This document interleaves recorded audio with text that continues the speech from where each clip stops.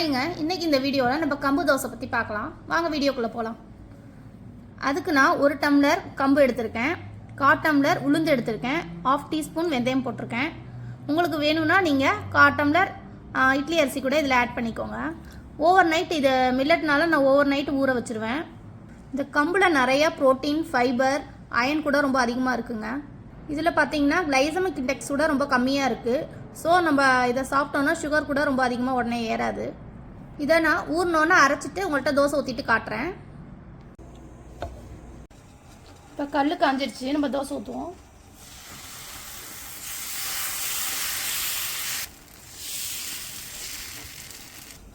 மூடி போட்டு இதை வேக வச்சுக்கலாம். இப்போ இது நல்லா முருகலாக வெந்துருச்சு. நம்ம அப்படியே எடுத்துக்கலாம், இல்லை திருப்பி போட்டு எடுத்துக்கலாம். நான் இதுக்கு அரிசி மாவுலாம் எதுவுமே போடல, பட் நல்லா முருகலாக வருது தோசை. நம்மளோட கம்பு தோசை ரெடி ஆயிடுச்சுங்க. இதுக்கு கார சட்னி வச்சு சாப்பிட்டிங்கன்னா ரொம்ப டேஸ்ட்டாக இருக்குங்க. நம்ம நெக்ஸ்ட் வீடியோவில் பார்க்கலாங்க. பாய்.